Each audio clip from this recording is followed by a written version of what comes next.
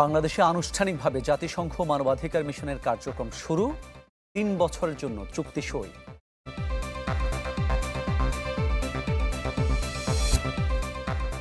গোপালগঞ্জের সহিংসতায় ৪৭৫ জনকে আসামি করে মামলা, ৩ ঘন্টা শিথিলের পর ফের কারফিউ।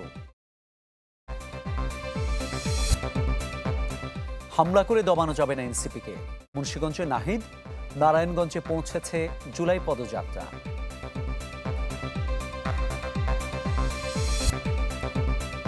ভয়ঙ্কর হত্যা নিপীড়নের ১৮ জুলাই, টিভি ইন্টারনেটে পড়েছিল স্বৈরাচারের কালো হাত।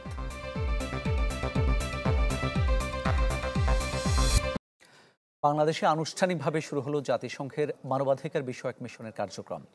এ নিয়ে ৩ বছর জন্য একটি চুক্তি স্বাক্ষর করেছে বাংলাদেশ এবং OHCHR।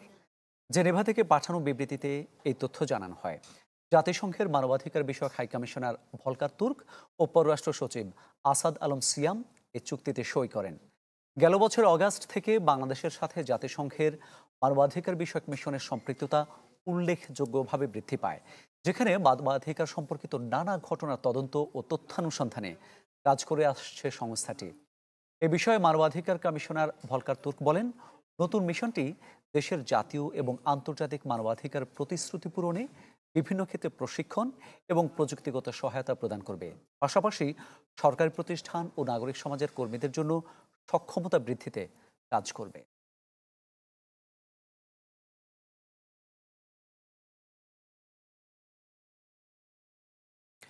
তিনি আবারও খবর জানাবো। বার্তা কক্ষ থেকে আমাদের সঙ্গে যুক্ত হচ্ছেন কর্মী মোর্শেদ হাসিব।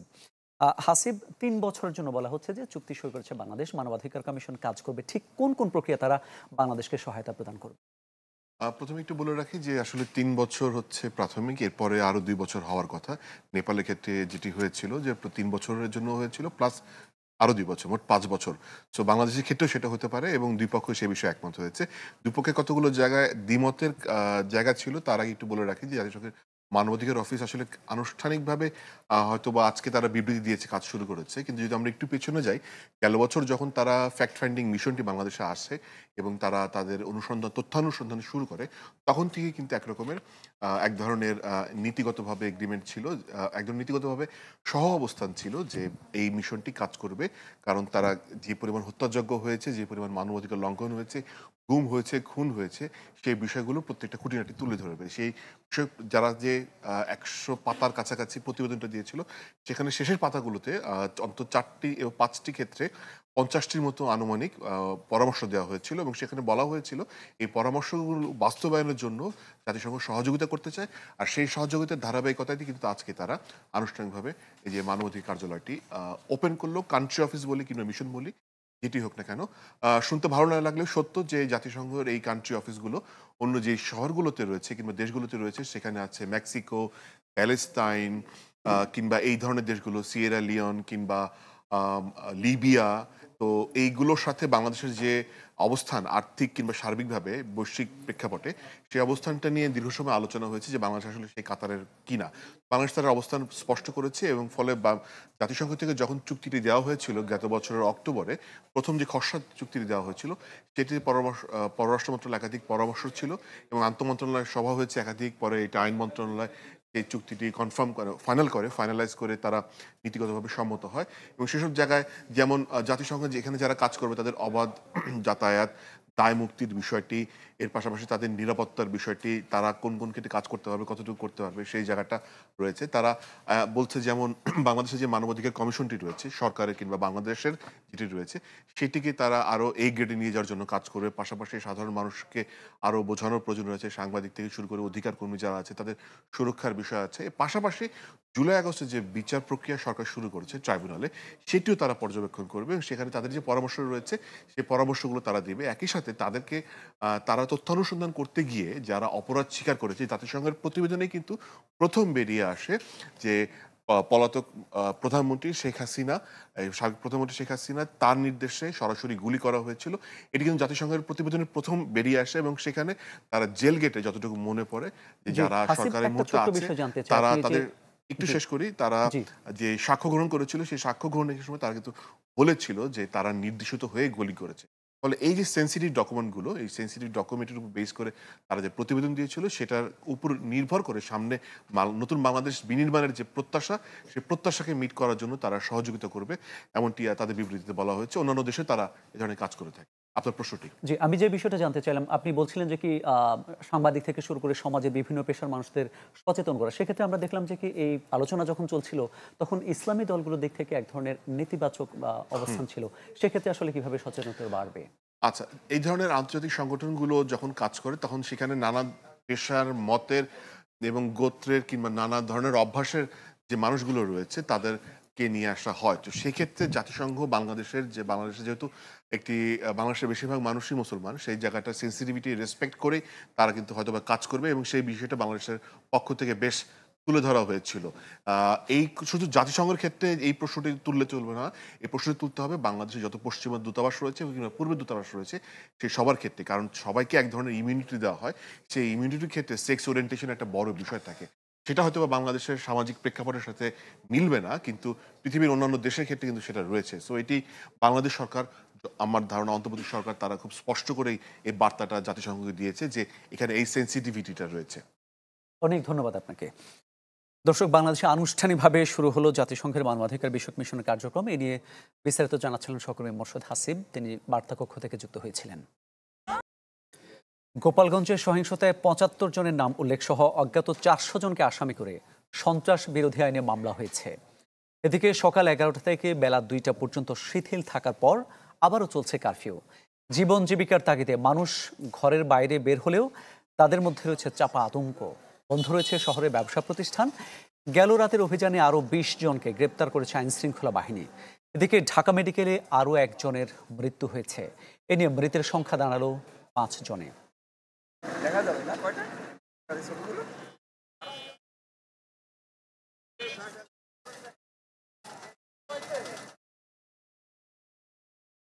এ বিষয়ে আরো খবর জানাবো আপনাদের। গোপালগঞ্জ থেকে সরাসরি যুক্ত হচ্ছেন সহকর্মী শফিকুল ইসলাম সবুজ।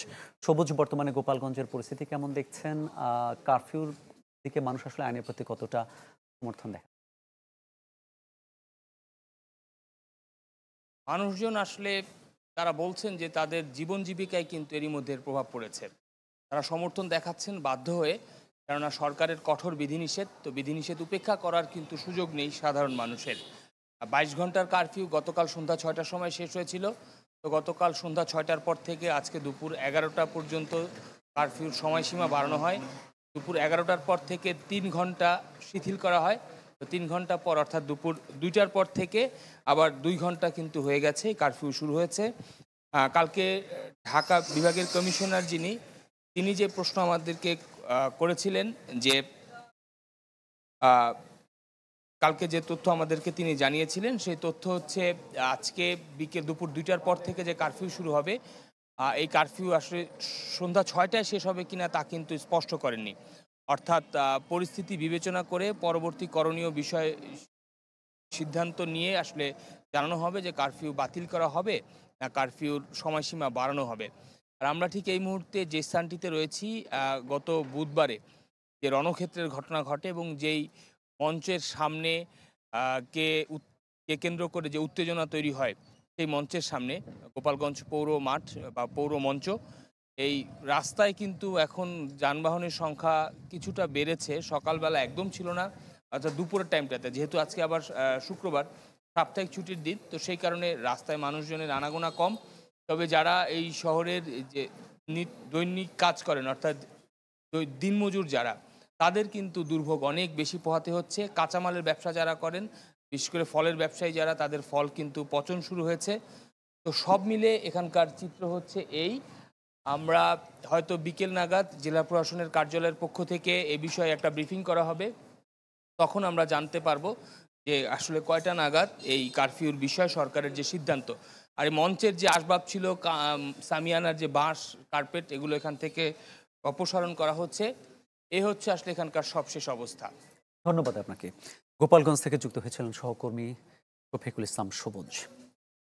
গোপালগঞ্জে এনসিপির পদযাত্রা ঘিরে সংঘর্ষে প্রাণ গেছে ৫ জনের। তাদের পরিবারে চলছে শোকের মাতম। পরিবারগুলোর দাবি, রাজনীতির সাথে কেউই জড়িত ছিলেন না, সংঘর্ষ দেখতে গিয়ে মারা গেছেন তারা।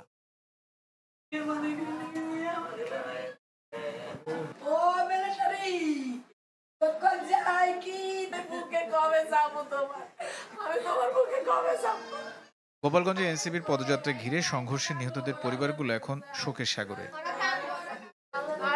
স্বজনদের দাবি, চৌরঙ্গি এলাকায় নিজের মোবাইল দোকানে ছিলেন সোহেল। সংঘর্ষের খবরে দেখতে যান লঞ্চঘাট এলাকায়, এ সময় গুলিতে মারা যান। জানো না, আমার বাবা যদি শুনতো, আমার মা বারে ওই রে আমার ভাই বাড়ি যাইতে দিত না গবুতা। আমার একটা স্বামীর উপরে আমরা 4-5টা মানুষ খাইতাম। আর বাবার ওষুধ চলতে, এখন আর বাবার কেনা ওষুধ কিনে দেবে, আমার 2 দিন ধরে দোকান বন্ধ। একই দাবি পোশাক দোকানদার দীপ্ত সাহার পরিবারের। কোনো রাজনীতির সাথে না থাকলেও কেন প্রাণ গেল সে প্রশ্ন তাদের। আমার ছেলে তো কোনো সন্ত্রাসের সাথে যুক্ত ছিল না। দেশ বিদেশ তুমি খোঁজ নিয়ে দাও, এই গোপালগঞ্জে যাও, তুমি সবার কাছে শোনো, যুক্ত ছিল। কিন্তু আমার ছেলেরা তো তোমরা আইনে দিতে পারবো না। আমার ঘরের ছেলে দোকানে বাড়ি খায়, দোকানদারি করে, ব্যবসা করে, বাড়ি থাকে, স্কুল করে, চলে আসে। আমার সেই সন্তান চলে গেল, সেই সন্তানকে যদি ফেরত দিতে পারো তাহলে আমি যা করতে গো আমি তাই করবো, যা করতে গো। এদিকে ঘটনার 2 দিন পর ঢাকা মেডিকেলে মারা যান জেলা শহরের অটোরিকশা চালক রমজান মুন্সি। তার পরিবার জানায়, ঘটনার দিন কাজে বের হয়েছিলেন তিনি, এরপর থেকে খোঁজ পাওয়া যায়নি। শেয়ালা মানুষ রিক্সা চালায় খায়, তারা তো সবাই আছে এই জায়গায় থাকে। আর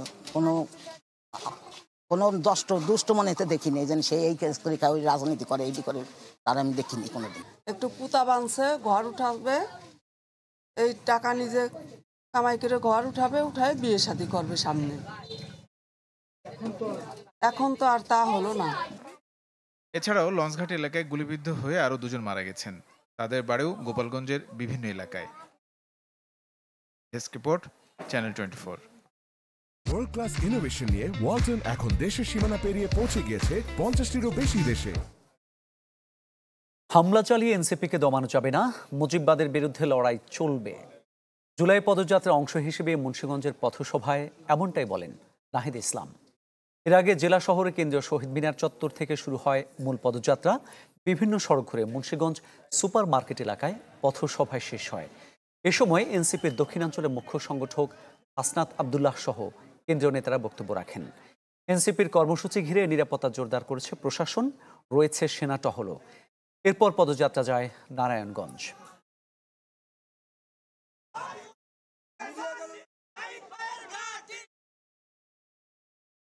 মুজিববাদের বিরুদ্ধে যে লড়াই, যে যুদ্ধ আমরা ঘোষণা করেছি গণ অভ্যুত্থানের মধ্য দিয়ে, ফ্যাসিবাদী ব্যবস্থা বিলোপের যে লড়াই আমরা শুরু করেছি, এই লড়াই সমাপ্ত না করে আমরা শেষ থামবো না।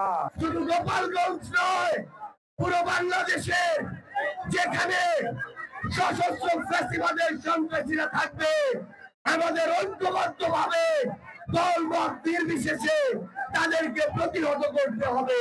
আমাদের পরবর্তী বাংলাদেশ কোন নেতা নির্ভর হবে না, পরবর্তী বাংলাদেশ হবে নীতি নির্ভর একটা বাংলাদেশ।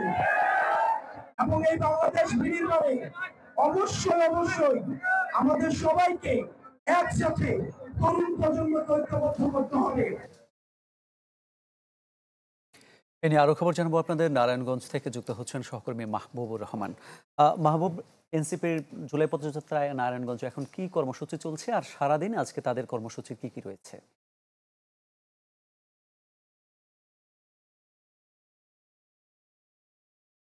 মামুন, এই এনসিপির যে দেশ গড়তে জুলাই পদযাত্রা, সেই পদযাত্রার অংশ হিসেবে জাতীয় নাগরিক পার্টির নেতৃবৃন্দ কিন্তু দুপুরের দিকে এই নারায়ণগঞ্জ শহরে এসেছে। এবং তারা যখন এই নারায়ণগঞ্জ শহরে যখন আসে, তখন কিন্তু এই নারায়ণগঞ্জে এনসিপির যে স্থানীয় নেতৃবৃন্দ রয়েছে, তারা কিন্তু তাদেরকে খুব ভালো করে তারা কিন্তু স্বাগত জানিয়েছে। এবং এখানে এই মুহূর্তে এই পায়রা কনভেনশন সেন্টারে এখানে কিন্তু অবস্থান করছে জাতীয় নাগরিক পার্টির নেতারা। এবং তারা এখান থেকেই ঠিক এই নিতাইগঞ্জ থেকেই তাদের যে জুলাই পদযাত্রা সেটি শুরু করবেন। এবং সেই পদযাত্রাটি শুরু হয়ে এখান থেকে চাষারা মোড়ে যাবে এবং সেই চাষারা মোড়ে একটি পথসভা হওয়ার কথা রয়েছে। এবং সর্বশেষ হাজীগঞ্জে গিয়ে তারা যে শহীদদের যে স্মৃতিস্তম্ভ রয়েছে সেই স্মৃতিস্তম্ভে কিন্তু তারা শ্রদ্ধা নিবেদন করবেন। মামুন, আরও একটি বিষয় জানিয়ে রাখি, এই নারায়ণগঞ্জ শহর কিন্তু আজকে সমাবেশের শহর। এখানে শুধু এনসিপি নয়, এখানে বিএনপির সমাবেশ রয়েছে, এখানে ইসলামী আন্দোলন বাংলাদেশের সমাবেশ রয়েছে আজকে। এছাড়াও গণসংহতি আন্দোলন অর্থাৎ জোনায়েদ সাকির যে দল, সেই দলও কিন্তু সমাবেশ করছে। এবং এই জাতীয় নাগরিক পার্টির আজকের এই পদযাত্রা ঘিরে এখানে আমরা দেখতে পাচ্ছি যে নাগরিক পার্টির নেতৃবৃন্দ তারা কিন্তু এই নিতাইগঞ্জের এই মোড়ে এসে জড়ো হয়েছে। এবং আর একটু পরেই ঠিক এই জায়গা থেকে যে জুলাই পদযাত্রা, এনসিপি নেতৃবৃন্দের দেশ গড়তে জুলাই পদযাত্রা, সেই পদযাত্রাটি কিন্তু আর একটু পরেই এখান থেকে শুরু হবে। অর্থাৎ দুপুরে যে এনসিপি নেতৃবৃন্দ এখানে এসেছেন এবং তারা এখানে দুপুরের খাবার খাওয়ার পরে এখন বিশ্রাম নিচ্ছেন এবং এটির পরেই তারা একটু পরে এখানে আসবেন এবং এখান থেকে এই নারায়ণগঞ্জের স্থানীয় নেতৃবৃন্দের সাথে তারা জুলাই পদযাত্রায় এখান থেকে চাষারা মোড়ের দিকে রওনা হবেন। মামুন, ধন্যবাদ আপনাকে। এনসিপির জুলাই পদযাত্রার খবর জানাতে নারায়ণগঞ্জ থেকে যুক্ত হয়েছিলেন সহকর্মী মাহবুবুর রহমান। জুলাই গণ অভ্যুত্থানের মাসব্যাপী কর্মসূচি হিসেবে ঢাকা এবং বিভিন্ন স্থানে কর্মসূচি পালন করছে বিএনপি। আমরা এই বিষয়ে আরও খবর জানাবো। ঢাকা, মিরপুর এবং বরিশাল থেকে যুক্ত হচ্ছেন আমাদের সহকর্মীরা। শুরুতেই ঢাকার পরিস্থিতি জানবো সহকর্মী শাহনেওয়াজ বাবলুর কাছ থেকে। তিনি মিরপুর থেকে যুক্ত হয়েছেন। বাবলু, কি আয়োজন চলছে এখন, নেতাকর্মীরা কি বলছেন?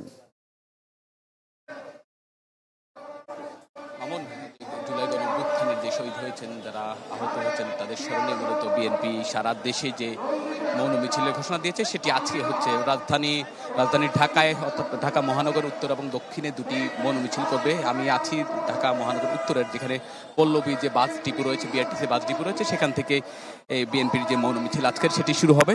এখন মিছিল পূর্ব যেই সমাবেশ সেখানে বক্তব্য রাখছেন স্থানীয় নেতারা। এখন বক্তব্য রাখছেন যুব দলের সাধারণ সম্পাদক নুরুল ইসলাম নয়ন। এছাড়া আজকের যেই ঢাকা মহানগর উত্তরের যেই মৌন মিছিল, সেটি যেই সমাবেশ হবে সেখানে বক্তব্য রাখবেন বিএনপির স্থায়ী কমিটির সদস্য সালাউদ্দিন আহমদ। তিনি ইতিমধ্যে এখানে এসে উপস্থিত হয়েছেন। আমরা যেটা দেখতে পেয়েছি, আজকে এই যেহেতু শুক্রবার, জুমার পর থেকেই নেতাকর্মী যারা রয়েছেন এখানে, বিভিন্ন ইউনিটের নেতাকর্মী, তারা বিভিন্ন প্লেকার্ড, ব্যানার, ফেস্টুন নিয়ে এসেছেন। তারা এখানে যেহেতু মৌন মিছিল, তারা শোকের কালো ব্যাজ ধারণ করেছেন, অনেকে কালো রঙের পোশাক পরে এখানে এসেছেন। এখানে যারা আছেন তারা বারবার বলছেন যে আসলে যে তারা তাদের দীর্ঘদিনের লড়াই সংগ্রাম, যে বিশেষ করে শুধু জুলাই গণ অভ্যুত্থানে নয়, বিগত 17 বছর ধরে আওয়ামী নিষ্পেষণের কারণে যে সাধারণ মানুষ যে নিষ্পেষিত হয়েছে এবং অত্যাচারিত, নিপীড়িত হয়েছে, গুম খুনের শিকার হয়েছে, সেই বিষয়গুলো তারা এই র্যালি এবং যে মৌন মিছিল রয়েছে সেটির মাধ্যমে তারা তুলে ধরতে চান। পাশাপাশি তারা বলছেন যে তাদের দীর্ঘ লড়াই সংগ্রামকে ছোট করে যারা কথা বলতে চায় এবং তাদের দীর্ঘ যে নির্যাতন, নিপীড়নের যে গল্প, সেটিকে যারা প্রোপাগান্ডা পরিণত করতে চায় বিএনপির, অর্থাৎ তারা যেটা বলছেন যে তাদের দলের ভারপ্রাপ্ত চেয়ারম্যান তারেক রহমান, দলের প্রতিষ্ঠাতা শহীদ প্রেসিডেন্ট জিয়াউর রহমান এবং চেয়ারপারসন বেগম খালেদা জিয়াকে নিয়ে যে কুৎসা রটানো হচ্ছে সেটির প্রতিবাদ তারা জানাচ্ছেন। তারা বলছেন যে তারা সবসময় সৌহার্দ্য সম্প্রীতির রাজনীতি পছন্দ করেন, সাধারণ মানুষের পক্ষে কথা বলতে পছন্দ করেন, সাধারণ মানুষ যাতে কোনো ক্ষতিগ্রস্ত না হয় সেদিকে তারা খেয়াল রাখবেন। পাশাপাশি তারা রাজনৈতিক দলগুলোকে আহ্বান জানাচ্ছেন যে জুলাই গণ অভ্যুত্থানে যে ঐক্য ছিল সেই ঐক্য যাতে তারা ধরে রাখতে পারে, সেই জন্য আহ্বান জানাচ্ছেন। তো আজকের যে মৌন মিছিল, সেটি যে পল্লবী রয়েছে, মিরপুর পল্লবী বাস ডিপো যেটা রয়েছে, বিআরটিসি বাস ডিপো, সেখান থেকে শুরু হয়ে এখন যে বক্তব্য রাখছেন সালাউদ্দিন আহমদের বক্তব্যের মধ্য দিয়ে এই মিছিল পূর্ব সমাবেশ শেষ হবে। তারপর পল্লবী থেকে শুরু হয়ে মিছিল কাজীপাড়া 10 নম্বর হয়ে কাজীপাড়া, শেরপাড়া গিয়ে শেষ হবে। মামুন। জি বাবলু, ধন্যবাদ আপনাকে। আমরা রাজধানীর পল্লবীতে দেখছিলাম, পল্লবীতে সেখানে ছিল দর্শক জুলাই গণ অভ্যুত্থানের মাসব্যাপী কর্মসূচি হিসেবে ঢাকা এবং ঢাকার বাইরে কর্মসূচি পালন করছে বিএনপি। মৌন মিছিল সহ বিভিন্ন কর্মসূচি রয়েছে তাদের। এ বিষয়ে জানাচ্ছিলেন সহকর্মী শাহনেওয়াজ বাবলু।